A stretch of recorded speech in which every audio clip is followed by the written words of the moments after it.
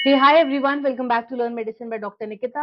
और आज हम डिस्कस करने वाले हैं सारी आईवी फ्लूइड्स। जब भी हॉस्पिटल विजिट करते हैं, अगर ऐसा कोई भी क्लिनिकल कंडीशन होता है कि ड्रिप लग रही है, आईवी फ्लूइड्स लग रहे हैं, तो कौन सा फ्लूइड किस कंडीशन में दिया जाता है, तो उसकी लिस्ट है मेरे पास। कब वो यूज करना चाहिए, है ना, एंड कब वो कॉन्ट्राइंडिकेटेड होता है, मतलब कब वो फ्लूइड नहीं देना चाहिए, किस टाइप के पेशेंट को, उसका सारा डिटेल डिस्कस करेंगे। And all in one page, मतलब हम एक एक सिंगल पेज में एक एक फ्लूइड के बारे में सारी डिटेल्स पढ़ेंगे।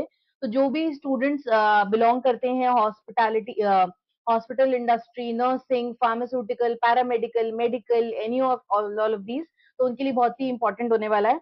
आप क्या करिएगा, स्क्रीन वाइज आप इसका पिक्चर ले सकते हैं जो भी फ्लूइड्स के बारे में हम लोग यहाँ पढ़ने जा रहे हैं, बिकॉज ये एग्जाम्स में बहुत इंपॉर्टेंट टॉपिक होता है। तो फर्स्ट स्टार्ट करते हैं जो बहुत ही कॉमन होता है, दैट इज नॉर्मल सेलाइन। ठीक है। अब मैं क्या करूंगी, इसके साथ के साथ आपको वो इमेजेस भी डिस्प्ले करूंगी कि जो बॉटल पे लिखा होता है उसका इंटरप्रिटेशन क्या होता है। तो बॉटल पे जो भी मार्किंग लिखी है उससे भी आप समझ सकते हो कि हाँ, ये फ्लूइड क्यों दिया जा रहा है, किस पेशेंट को दिया जा रहा है। तो आपने नॉर्मली देखा होगा कि 0.9% सोडियम क्लोराइड, जिसको हम नॉर्मल सेलाइन भी कहते हैं, इसका कॉम्पोजिशन होता है 0.9 grams in 100 ml of water. मतलब 100 ml ऑफ वाटर में 0.9 ग्राम क्या होता है, सोडियम क्लोराइड, NaCl, जो हमारा नॉर्मल सॉल्ट होता है। कब कब ये फ्लूइड दिया जाता है, फ्लूइड रिससिटेशन के केसेस में। मतलब अगर किसी भी इंसान को डिहाइड्रेशन हुआ है, उसके अंदर से फ्लूइड का लॉस हुआ है, या तो वॉमिटिंग की वजह से हो रहा है, या और किसी भी वजह से उसको डायरिया, वॉमिटिंग, ऐसा कुछ भी कंडीशन हुई है जिसकी वजह से उसकी बॉडी में से फ्लूइड का लॉस हुआ है, इलेक्ट्रोलाइट्स का लॉस हुआ है, तो क्या दिया जाएगा, normal saline. Second, maintenance therapy. Again, अगर इलेक्ट्रोलाइट्स लॉस हुआ है, फ्रीक्वेंट वॉमिटिंग हो रही है, मोस्टली इन्हीं केसेस में क्या देते हैं हम लोग, नॉर्मल सेलाइन। तो ये बहुत ही कॉमन है, अगर किसी को बहुत ज्यादा एक्सेसिव वॉमिटिंग हुई है तो हम क्या देंगे, उसे नॉर्मल सेलाइन देंगे। नेक्स्ट, अगर किसी किसी ड्रग को हमें डाइल्यूट करना है ना, मतलब कोई कंसंट्रेटेड मेडिसिन है उसे हमें डाइल्यूट करना है, तो भी हम नॉर्मल सेलाइन के साथ डाइल्यूट कर लेते हैं। कब इसे नहीं देना है, तो जिन पेशेंट्स को CHF है, कंजेस्टिव हार्ट फेलियर, मतलब हार्ट ठीक से पंप नहीं कर पा रहा है ब्लड को, है ना, उस केसेस में हम देंगे नॉर्मल सेलाइन। या फिर नहीं देना है हमें, या फिर फ्लूइड ओवरलोड हो गया है, मतलब अगर उस किसी भी पेशेंट के अंदर एक्सेसिव फ्लूइड रिटेंशन हो रहा है, मतलब उसके अंदर ब्लड का वॉल्यूम इंक्रीज हो गया है, या फ्लूइड जिसे हम कहते हैं वाटर कंटेंट बहुत ज्यादा एक्सेसिव रिटेन हो रहा है, लॉस नहीं हो पा रहा, यूरिनेशन ठीक से नहीं हो रहा और धीरे धीरे धीरे वो फ्लूइड बिल्डअप होता जा रहा है, तब हम नॉर्मल सेलाइन नहीं देंगे। तो इसका आप स्क्रीनशॉट ले लीजिए। नेक्स्ट हम चलते हैं इसके डिस्प्ले पिक्चर पे। तो नॉर्मल सेलाइन में देखो यहाँ लिखा हुआ है सोडियम क्लोराइड। कोई भी इंजेक्शन अगर आपको आईवी, है ना, आपको उसमें स्पेसिफिकली लिखा होगा ओनली टू बी इंजेक्टेड। ऐसा नहीं होता है कि ओरल और आईवी का सेम ही फॉर्मुलेशन हो, आपको हमेशा हमेशा वो डिफरेंट तरह से ही पैकेजिंग मिलेगा। तो आपको दिखेगा ये इंजेक्शन दिख रहा है, यहाँ पे लिखा है इंजेक्शन, तो स्पेसिफिक मेंशन होता है इंजेक्शन में ही दिया जाएगा। 0.9% वेट बाय वॉल्यूम क्या है यहाँ पे, NaCl solution, normal saline, NS stands for normal saline. अब एक चीज और, बहुत सारी जगहों पे आपको लिखा होगा आईपी, और कहीं कहीं पे लिखा होता है यूएसपी। इसका मतलब क्या होता है, आईपी मतलब वो फॉर्मुलेशन इंडियन फार्माकोपिया के स्टैंडर्ड के हिसाब से प्रिपेयर करा गया है, और यूएसपी का मतलब होता है यूनाइटेड स्टेट्स फार्माकोपिया। तो कौन से फार्माकोपिया स्टैंडर्ड के हिसाब से वो सोल्यूशन या वो ड्रग प्रिपेयर हुआ है, वो भी मेंशन होता है हमारे पैकेजिंग में, वो लेबल्स में। ठीक है। नेक्स्ट हम आ जाते हैं रिंगर्स लैक्टेट सोल्यूशन। तो अगर मल्टीपल चॉइस क्वेश्चन आता है तो ये आप पूरा सोल्यूशन बता सकते हो किसका कितना कॉम्पोजिशन है। तो रिंगर लैक्टेट में NaCl, potassium chloride, calcium chloride, sodium lactate, सारी चीजें होती हैं। क्यों यूज किया जाता है रिंगर लैक्टेट, देखो RL बड़ा बड़ा दिखेगा, जहां पे भी जो भी इसका लेबल होगा उसमें कैपिटल्स में बड़ा बड़ा RL, रिंगर लैक्टेट या लैक्टेट्स रिंगर, ऐसे नाम से भी देखते हो, लैक्टेट्स रिंगर भी लिखते हैं उसको। तो फ्लूइड रिससिटेशन, अगेन जिसको बहुत ज्यादा फ्लूइड लॉस हो रहा है उसको दिया जाएगा। अब ये क्वेश्चन आता है कि दो फ्लूइड्स हैं और आगे भी आप और फ्लूइड्स पढ़ोगे जो फ्लूइड रिससिटेशन में दिया जाता है ना, इसको लिख रहे हैं तरल पुनर्जीवन, मतलब जिसमें भी फ्लूइड का लॉस हो गया उसको रिफिल करने के लिए। तो अब डिपेंड करता है कि पेशेंट का कंडीशन क्या है, जैसे इससे पहले मैंने आपको बताया था CHF में नहीं दे सकते, तो डिपेंड करता है कि पेशेंट के साथ कंडीशन कौन सी है। हो सकता है कोई हार्ट पेशेंट, किडनी पेशेंट, किसी को लिवर डिजीज है, या नॉर्मल वॉमिटिंग हुआ है। तो कौन सा पेशेंट आया है उसके हिसाब से डॉक्टर्स डिसाइड करते हैं कि उसको कौन सा फ्लूइड इंजेक्ट करा जाएगा, राइट। इसलिए हमारे पास मल्टीपल चॉइसेस हैं यहाँ पे। सेकेंड है मैनेजमेंट ऑफ डिहाइड्रेशन, किसी को अगर सिंपल डिहाइड्रेशन हुआ है, या फिर मेटाबॉलिक एसिडोसिस, मतलब उसकी बॉडी में एक्सेसिव, शरीर में एसिड ज्यादा बन रहा है, बॉडी में ज्यादा एसिड का कंटेंट हो गया है, तो उसके लिए भी रिंगर लैक्टेट दिया जाता है। कब ये नहीं दिया जाता है? अगर हाइपर कैलीमिया हो गया है। हाइपर कैलीमिया क्या होता है? हाइपर और कैलीमिया दो पार्ट में इसको डिवाइड करेंगे, मतलब एक्सेसिव पोटेशियम हो गया, एक्सेसिव पोटेशियम अगर हो गया है ब्लड में, तो ऑब्वियसली क्या हो रहा है उसमें? एसिडोसिस हो रही है ना, आप यहाँ पे रिलेट भी कर सकते हो। एक्सेसिव पोटेशियम हो गया है, एक्सेसिव एसिड हो गया है। एक्सेसिव एसिड को मैनेज करने के लिए देते हैं, और कब नहीं देते हैं? जब क्या हो गया है? बॉडी में पोटेशियम लेवल ज्यादा हो गया है। सेकंड क्या है? सीवियर लिवर डिजीजेस, अगर उस पेशेंट को liver diseases comparatively severe cases हैं, तो हम रिंगर्स लैक्टेट एडमिनिस्टर नहीं करेंगे। एंड थर्ड इज, अगर किडनी फंक्शन इम्पेयर्ड है, तब भी हम रिंगर लैक्टेट सोल्यूशन को नहीं देंगे, राइट। नेक्स्ट हम आ जाते हैं, इसको ये कैसा लिखेगा आपको, ये देखो यहाँ पे लिखा है RL। हाँ देखो यहाँ पे एक टर्म और है बीपी। बीपी का मतलब होता है ब्रिटिश फार्माकोपिया, ब्रिटिश फार्माकोपिया के हिसाब से प्रिपेयर करा गया, तो उसमें लिखा हुआ है बीपी। जो हमारा यूनाइटेड स्टेट्स फार्माकोपिया के हिसाब से होगा उसमें लिखा होगा USP, जो इंडियन फार्माकोपिया के हिसाब से होगा उसमें लिखा होगा IP। तो ये सारे वर्ड्स का मीनिंग आपको पता होना चाहिए। और देखो यहाँ पे भी स्पेसिफिक लिखा है for intravenous infusion, for intravenous use only. तो ऐसा नहीं है इसको ओरली ले लिया जाए, या ओरल को इंजेक्ट नहीं कर सकते, इंजेक्टेबल को ओरली कंज्यूम नहीं कर सकते हैं। नेक्स्ट सोल्यूशन पे जल्दी से आ जाते हैं हम लोग। नेक्स्ट है हमारा डेक्सट्रोज 5%। तो डेक्सट्रोज 5% को D5W भी लिखते हैं, ठीक है। 5% डेक्सट्रोज इन वाटर। जो परसेंटेज होता है वो सीधे सीधे डिटरमाइन करता है कि हमारा जो पहला कंपाउंड है वो कितना परसेंट है, और किसमें ये डाइल्यूट करे जा रहे हैं? वाटर में। तो 5% या फिर D5W, इस तरह से शॉर्ट फॉर्म भी लिखा होता है, या फिर यहाँ पे लिखा है 5D, ठीक है। 5% वेट बाय वॉल्यूम क्या है यहाँ पे? डेक्सट्रोज शुगर है।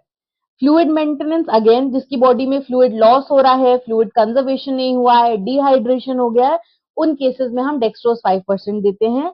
अगेन हम साथ के साथ वेहिकल की तरह भी यूज करते हैं, मतलब अगर एक मेडिसिन दे रहे हैं, मेडिसिन ए, तो इसको एडमिनिस्टर करने के लिए हम 5% डेक्सट्रोज में मिक्स कर देंगे, ताकि ये वेहिकल की तरह काम करे। वेहिकल क्या होता है? किसी भी ड्रग को एक चैनल के थ्रू फ्लो करवाने में हेल्प करता है, और उसके पाथ तक, उसकी डेस्टिनेशन तक उसको पहुंचाता है, उसको हम व्हीकल कहते हैं। तो ये व्हीकल की तरह भी काम कर रहा है बेसिकली, मतलब कोई भी ड्रग को हम इसमें मिक्स कर सकते हैं जिसके लिए व्हीकल की तरह काम करेगा, और उस ड्रग को उसकी डेस्टिनेशन तक ये पहुंचा देगा।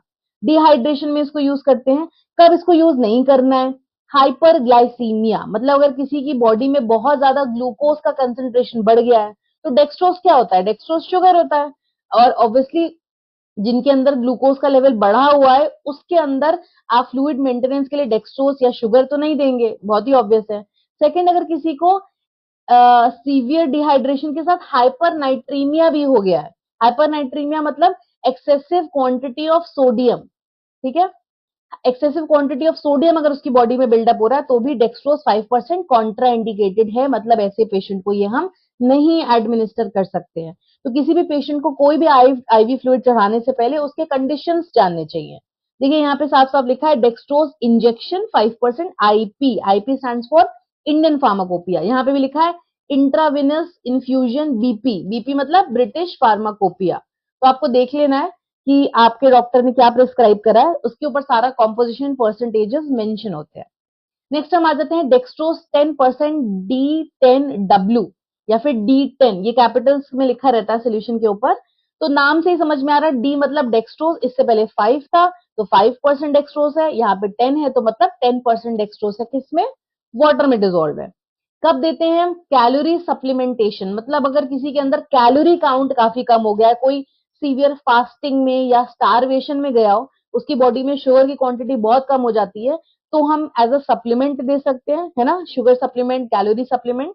फ्लूइड रिप्लेसमेंट के लिए दे सकते हैं, जब हम इलेक्ट्रोलाइट का बैलेंस मेंटेन कर रहे हैं, उसकी बॉडी में डिहाइड्रेशन हो गया है, या फिर किसी भी तरह से एनर्जी सोर्स के लिए, मतलब अगर एनर्जी लॉस फील हो रहा है, तो भी हम डेक्सट्रोज को एडमिनिस्टर कर सकते हैं। कोई भी पेशेंट, जैसे किसी ने बहुत दिनों से खाना नहीं खाया है, सीवियर स्टारविंग, या किसी भी मेडिकल कंडीशन की वजह से ऐसा हुआ है कि उस पेशेंट के अंदर शुगर की क्वांटिटी बहुत कम हो गई है, तो आप डेक्सट्रोज 10% एडमिनिस्टर कर सकते हैं। कब ये नहीं देना है? देखो शुगर है, शुगर दे रहे हो तो किसको शुगर नहीं दे सकते? जिनको क्या हो गया है? डायबिटीज हो गई है। तो डायबिटीज के पेशेंट में डेक्सट्रोज 10% क्या है? कॉन्ट्राइंडिकेटेड होता है। ये इसका इंजेक्शन है इन्फ्यूजन का, देखो यहाँ लिखा हुआ है साफ साफ, intravenous BP 10% weight by volume, D10 के नाम से भी आपका, तो D10 का मतलब है डेक्सट्रोस 10%। तो इस तरह से लेबल्स बहुत आसानी से पढ़ सकते हो, लेबल को आइडेंटिफाई कर सकते हो, उसके शॉर्ट फॉर्म से आइडेंटिफाई कर सकते हो उसका कॉम्पोजिशन क्या है। That is why this video is made.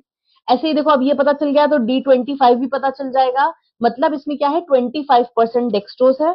कब देते हैं? हाइपोग्लाइसीमिया, मतलब ग्लूकोज का लेवल कम हो गया है अगर, तो आप ग्लूकोज एक्सटर्नली एडमिनिस्टर करेंगे। सीवियर डिहाइड्रेशन हुआ या फिर एनर्जी का सप्लीमेंटेशन रिक्वायर्ड है, डायबिटीज के पेशेंट में नहीं देंगे। और जिनके अंदर सीवियर हाइपरग्लाइसीमिया मतलब ब्लड ग्लूकोज लेवल बढ़ गया है फॉर द टाइम बीइंग, तो डायबिटीज और इनमें डिफरेंस क्या है, किसी वजह से अगर उनके अंदर हाई ग्लूकोज लेवल ऑलरेडी है तब आप डेक्सट्रोज 25% नहीं देंगे, और डायबिटीज के पेशेंट है तो ऑब्वियसली नहीं देंगे। देखो डेक्सट्रोज इंजेक्शन आईपी, आईपी मतलब क्या होता है? Indian pharmacopoeia. नेक्स्ट हम आ जाते हैं, हमारा सोल्यूशन है हाफ नॉर्मल सेलाइन, मतलब 0.5% सोडियम क्लोराइड। हाफ नॉर्मल नाम से समझ में आ रहा है कि इसमें सोडियम क्लोराइड का कंसेंट्रेशन हाफ है, 0.45% सोडियम क्लोराइड। कब देते हैं? Fluid replacement without risk of fluid overload और हाइपरनाइट्रीमिया, मतलब ऐसे पेशेंट में नहीं देंगे जिनमें एक्सेसिव सोडियम है, ठीक है, जिनके अंदर फ्लूइड एक्सेसिव है ऑब्वियसली उनको नहीं दे सकते। और हाइपरनाइट्रीमिया अगर कभी उनको रहा है या सोडियम रिटेंशन कर रहा है, किडनी का अगर कोई प्रॉब्लम है तो आप नहीं दे सकते। सीएचएफ है, मतलब अगर हार्ट पेशेंट है, हार्ट फेलियर हो रहा है, फ्लूइड ओवरलोड है, मतलब एक्सेसिव ब्लड वॉल्यूम है, तो भी नहीं देंगे, क्योंकि नॉर्मल सेलाइन क्या करेगा? फ्लूइड का रिटेंशन करेगा, फ्लूइड की वॉल्यूम को इंक्रीज करेगा। That is why it is not given. तो sodium chloride and dextrose injection, देखो यहाँ लिखा हुआ है 0. इसको मैं रिमूव करती हूँ एक बार फिर से, 0.45% वेट बाय वॉल्यूम, ये क्लियरली विजिबल है। किसके साथ ये मिक्स होता है? डेक्सट्रोस के साथ, यहाँ लिखा हुआ है 0.45%, ठीक है। नेक्स्ट हम आ जाते हैं प्लाज्मा लाइट।